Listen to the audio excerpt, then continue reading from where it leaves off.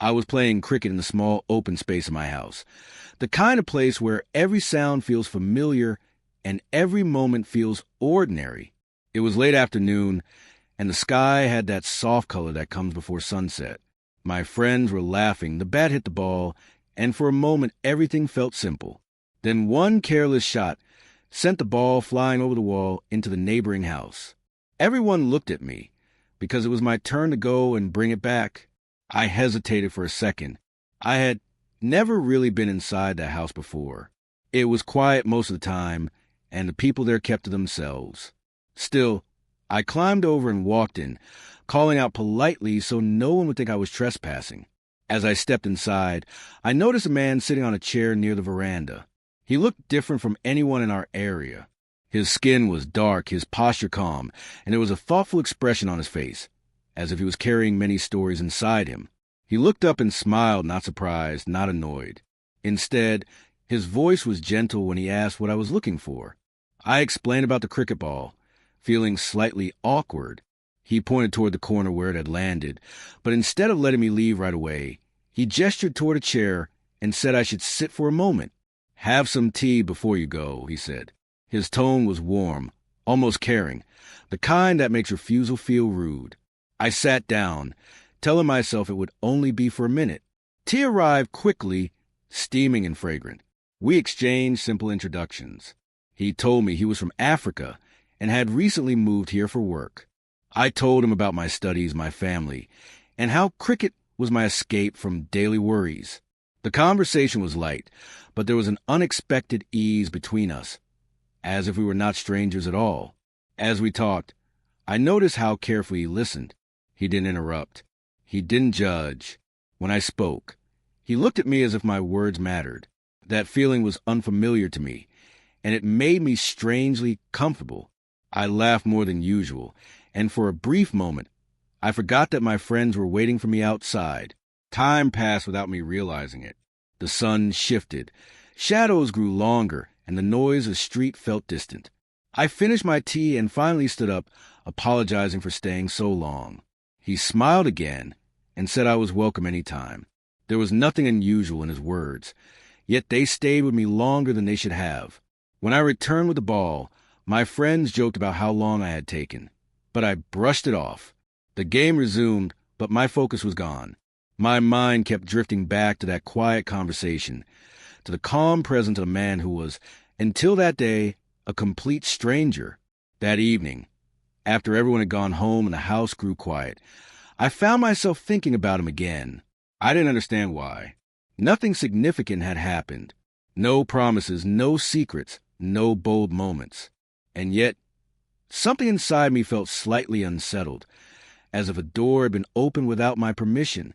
I told myself it was nothing, just curiosity, just a new face in the neighborhood. Still, a part of me wondered what it said about me that a simple cup of tea and a kind conversation could leave such an impression. I went to sleep with that thought, unaware that this small, ordinary moment was the beginning of something that would quietly challenge everything I thought I knew about myself. After that day, I started noticing him more often.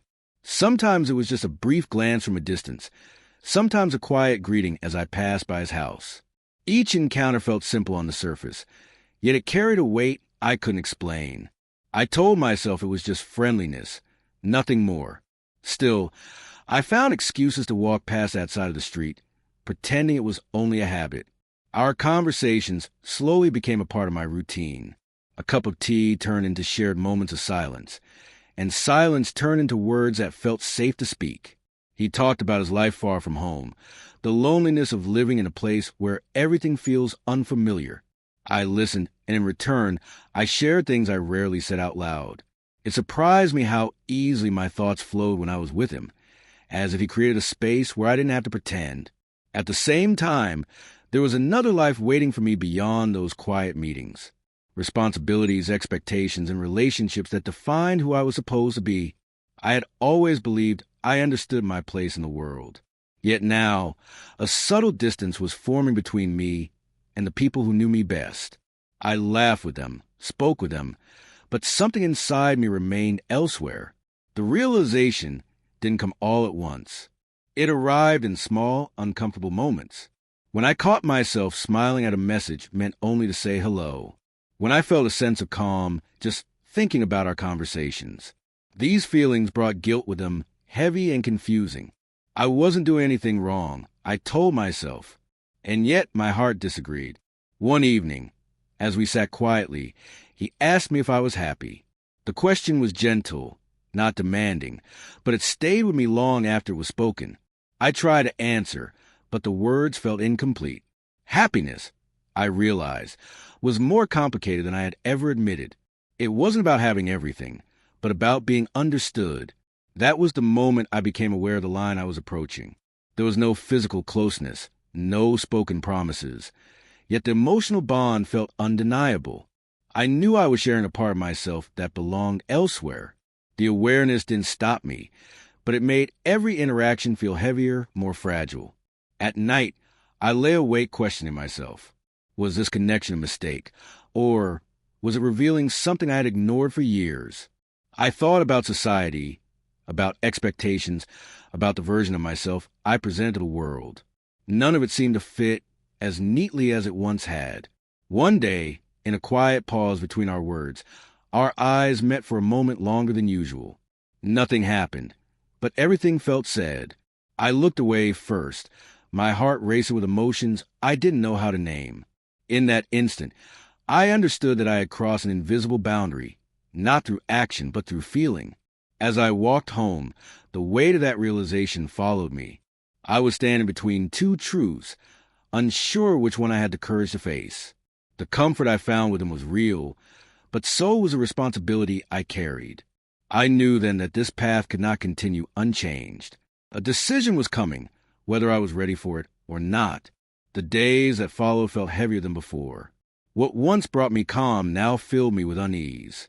I found myself replaying every conversation, every shared silence, questioning my intentions and my honesty. It became clear to me that even without spoken commitments or visible actions, I had allowed my emotions to wander where they shouldn't have. That realization was painful, but it was also unavoidable. I began to pull back, not out of anger or regret toward him, but out of respect for truth I could no longer ignore. Distance, however, did not bring instant relief. Instead, it forced me to sit with myself, to confront feelings I had spent years pushing aside. I understood that the connection I felt was not a mistake in itself, but the way I had handled it required accountability. When we finally spoke again, the air between us felt different.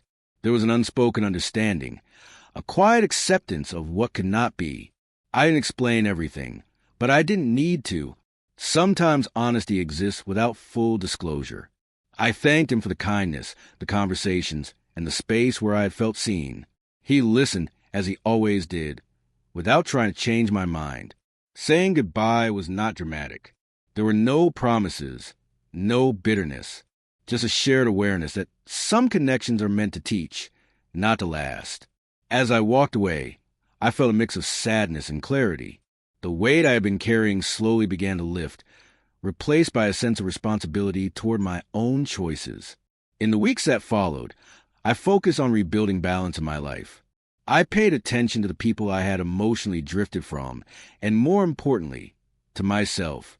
I reflected on how easy it is to cross lines silently, how emotional closeness can carry consequences just as real as visible actions. This experience changed the way I understood love and loyalty. I learned that honesty with oneself is just as important as honesty with others. Avoiding the truth does not protect anyone. It only delays the pain. Accepting who I am and what I feel became the first step toward living with integrity.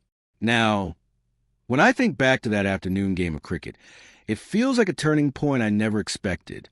A simple moment led me to confront parts of myself I had long ignored. I don't regret the lesson, even though it came with discomfort. Some stories don't end with union or loss, but with understanding. Mine ended with growth. And in that growth, I found something more valuable than comfort: the courage to face myself and choose honesty, even when it was difficult.